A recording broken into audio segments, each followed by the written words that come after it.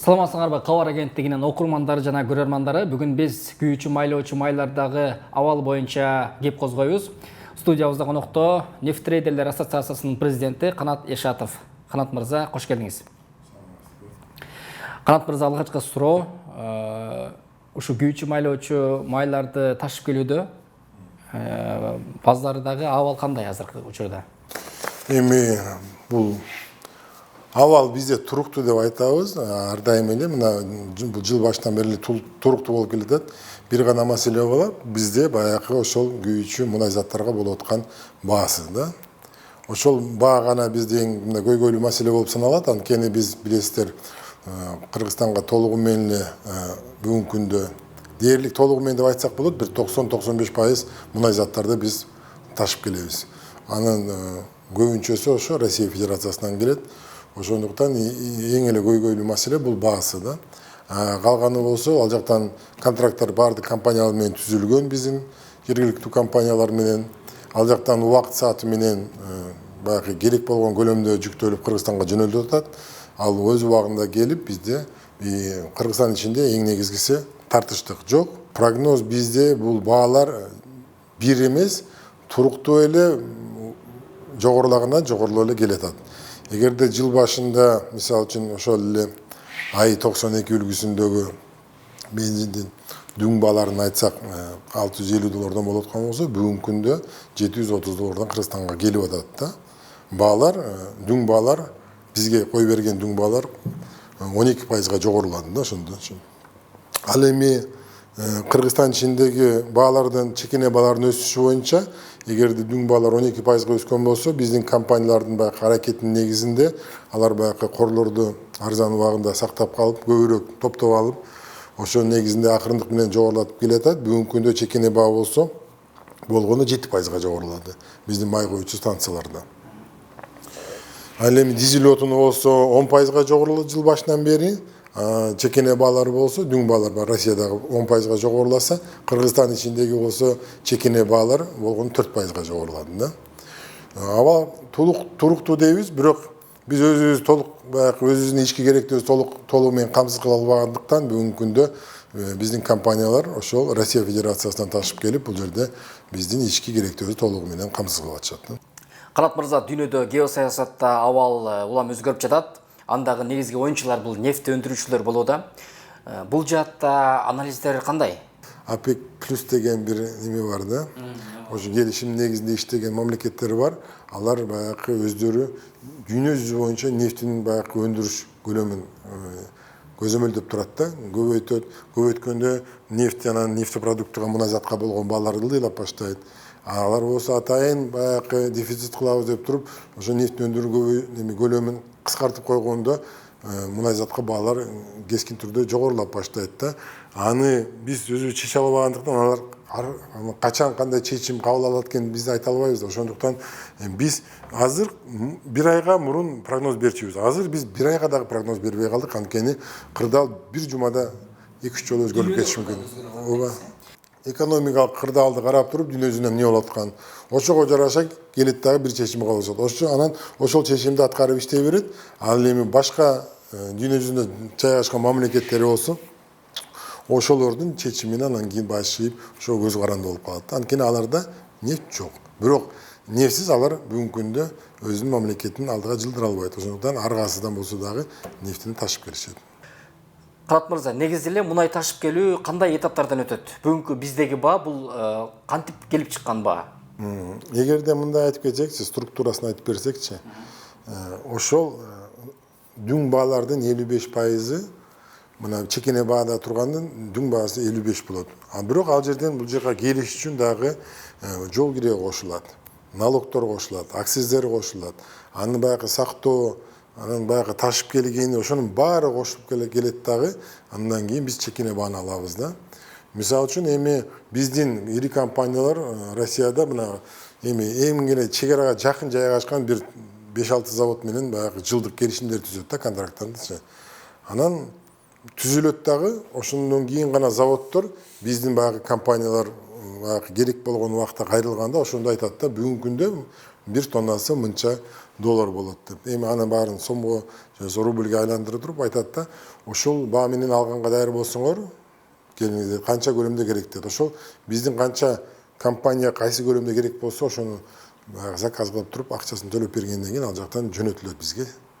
Анан жолдо мындай эч бир токтоосуз үзгүлтүксүз келсе, бир 10 күнгө жетип жетпей келип калат. Кээ бирде болсо баягы станциялар аркы берки болуп атып, бир 2 жума, 3 жумага чейин созулуп да кетиши мүмкүн. Ошол келет, келгенден анан бул жерден баягы нефти базалардан төгүлөт дагы, ал жактан уже май куйчу станцияларга ташылат дагы, ошол жактан анан сатылат жекенен баары. Сиздин маалыматыңыз бар ошо бизге келип аткан азыркы мисалы АИ-92нин өздүк баасы негизи өндүрүлгөн жерде канча? Анан ал жактан анан бизге сатылып? Жок, өндүрүлгөн баасын эч качан бизге айтпайт да. Мисалы үчүнчү, АИ-92нин бүгүнкү күндө карасак, биз отпускная цена дейт да, мына комбинатская деген ал жерде темир жол станциясынан мисалы үчүн 1 тоннасын $730 алабыз да. Ошону Булар өндүргөн компания бизге сатып аткандагы баабы, да? сатып аткандагы баа. Алар өздөрү өндүрүп үстүнө канча пайдасын коюп анан сатып атканын билбейбиз, э? Билбейбиз. Алар баягы жумасына даже 1-2 жолу, мурун айына 1 жолу гана өзгөрчү баачы. Бул айда бул завод мына АИ-92 үлгүсүндөгү бензинди, мына Евро 5 баягы экологиялык класстагы бензинди ушунча тоннасын мынча доллардан сатылат деп туруп эле койчу да. Бир айдын ичинде биздин компаниялар ошол канча көлөм керек болсо акчасын жөнөтүп эле, баягы контракттары бар да 1 жылдык, ошонун негизинде ала берчү. Бүгүнкү күндө жума сайын, жумасына кээ бирде 2 жолу баалар өзгөрүп атат да, анткени туруктуу эмес болуп атат да. Эми мындай айтып кетсемчи, азыр мына бизде келип, азыркыга чейин келген баягы өз наркы 68 сом 50 тиын болуп атат да. Бүгүнкү күндө биздин компаниялар бензинден эле 1 литрин АИ-92 үлгүсүндөгү бензинден 1 литринин 2 сом 10 тиын чыгаша тартат. Анткени социалдык багытта иштейт да. Башка бир үлгүдөгү бензинден пайда түшөт, кээ биркилеринен наоборот чыгаша чыгат да. Бирок орто эсепинен санап келгенде 20 тиын, 30 тиын 1 литринен пайда болот да. Ошондуктан биздин компанияларда ошого карабастан Кыргызстанда кескин түрдө баалар көтөрүлбөсүн деп социалдык багытта дагы биздин компаниялар аябай мындай айтканда акылдаттык менен мындай ишин алып барышат да. Ошондо бизге күйүүчү майларды ташыган компаниялар мындай орто эсеп менен алганда литринен бир 20-30 тыйын гана пайда көрүшөбү. Ооба, анткени баягы компанияда иштеген кызматкердин айлыгын бериш керек. Ошол кандайдыр бир майда чүйдө оңдоо иштерин жүргүзүш керек. Ошого жараша эле бүгүн компаниялар баягы кээ биркилер баягы арганда пикир айтып, 1 литринен 10 сомго чейин пайда көрөт деген баягы жалган бир сөздөр чыгып кетип атат, ал жактан массалык маалымат каражаттарына. Бирок мен бүгүн айтып кетет элем, бул маалыматтарды бизден дагы салык кызматынан дагы анан мына монополияга каршы кызматын деле тактап алсаңыздар болот. Ошол 20-30 тыйындан көп бүгүнкү ашпаган бир пайда көрсөтө 1 литрин орто эсеп менен алып келгенде. Бул түндүк менен түштүктөгү бензиндин баасында дагы 2 сом 3 сомго чейин. 3 сомго чейин. Эң кымбат бизде Баткенде болуп атат. Бишкекке караганда 3 сом 3,5 сомго чейин айырма бар да. Ушул сиз айтпадыңыз жогоруда, Россиядан ташып келгенден литрине 20-30 тыйын кошулуп атса, анан ушул түндүк менен түштүктүн айырмасына неге 3 сом 4 сомго чейин чыгып кетет деген суроо да. Компания Баткенге алып барып сатабы, ошол жерден эле 20 тыйын. Бишкекте сатса деле, ошондуктан бул жерде Баткен менен баалап туруп кымбат кылып саткан жок, 3 сом пайда көрөйүн депчи. Анткени өзүнүн ташыганда эрежеси бар да. Мисалы үчүн ал жерде акыркы станция бизде Кара сууда болсо, ошонун ары же болсо Жалал Абадтан да ташып кетиш үчүн күндүзгү гана маалда аны дагы алып кетишет. Караңгы кирген убакытта бензовоздордо жолдо жүргөнгө тыюу салынган. Ошондой маселелер бар. Эми ал жерге Бишкекке караганда баягы жеткирип баруу маселесин эле кымбатыраак болуп атат да. Ошол 3 сом 4 сомго чейин айырма берип кетеби дейм. Бул экономикалык чыныгы экономикалык көрсөткүчпү же? Ооба да. Бунучу биз бааны жөн эле алып туруп биздин компаниялар өздөн өзү кое албайт да. Ар бир көлөмдү, ар бир партияны келгенде аны тиешелүү мамлекеттик кызматтар баары карап көзөмөлдөп турат да. Андай баягы өзүң эркин бандай бааны кое турганда эч качан бизге жол берилбейт. Карат мырза, бул көчөдө туруп бензин саткандар бир тур көбөйүп калат, бир тур азайып калат, азыр дагы көбөйүп калды да. Булардын маалыматыңыз барбы? Каяктан чыккан бензиндер булар? Анан бул расмий түрдө иштеп аткан компанияларга таасири кандай? Эмечи көп деле таасир бербейт. Бул жерде эң эле көйгөйлүү маселе бул коопсуздук маселеси да. Анткени бензин өтө эле баягы тез күйүүчү, анан жарылуучу заттарга кирет. Ошондуктан бул жерде ошол эле сатып аткан кишилердин өздөрүнүн түздөн түз өмүрүнө, өздөрүнүн ден соолугуна да кооптуу бир кырдаал түзүлөт да. Ошол себебинен биз бул аябай эле терс көрүнүш дейбиз. Биз дагы ар кайсы мамлекеттик органдарга кайрылабыз. Ушундай көрүнүштү толугу менен жоюш керек деп. Бул эми көбүнчөсүнөн эле мына Казакстан менен чектеш биздин мына Чүйдө, анан кийин Талас областында бар. Анткени эми мисалы үчүн эми кыйын деле эмес да, өзүңүз көрүп турасыз го. Чек арадан өтсө толугу менен өзүнүн баягы унаасында кандай көлөмдө бензобактар болсо ошону толугу менен куюп алып келип, Кыргызстан ичинде ошону 5-10 сом арзаныраак сатып, бүгүнкү күндө дагы кээ бир ишкерлер ошентип ошо менен алек болуп жүрүшөт да. Канат мырза, Россия менен Украинанын жаңжал башталгандан бери мунайзатка кандай таасир этип келе жатат? Дизель отунуна сезилди, бизде тартыш болду. Дизель отунуна болгон дүң баалар жогорулуу болуп көтөрүлүп кетти да. Ал санкциядан бизде эле кесип бизге болду да. Мындай шарапатын көргөн жокпуз, көбүрөөк жана арзаныраак болгон жок. Дизель отун анткени баягы аскер техниканын дээрлик көпчүлүгү эле ошо дизель отуну менен жүргөндүктөн бизге да бир кыйынчылыктар туулду да анданчы.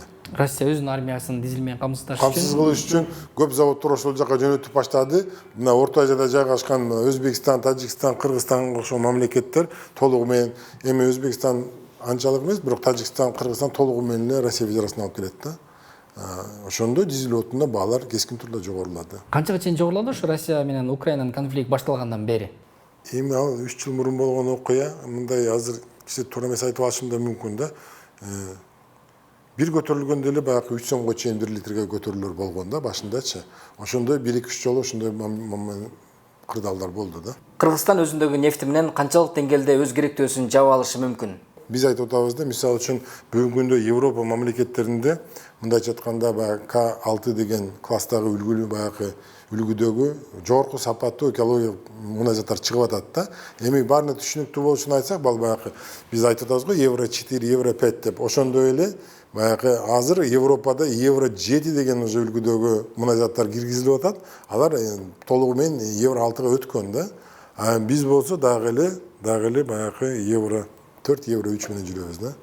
Азыр таш көмүрдө деле завод ремонт болуп атат. Мына мисалы үчүн Жунда деле 3-4 жыл иштебей турду эле, ал дагы ремонт болуп, азыр чыгарып баштады. Бирок дагы эле баягы ошон үчүн биздин заводдорду модернизация кылыш керек. Сөзсүз түрдө кылыш керек. Өзүбүздүн нефтини өндүрүүнү көбөйтүш керек.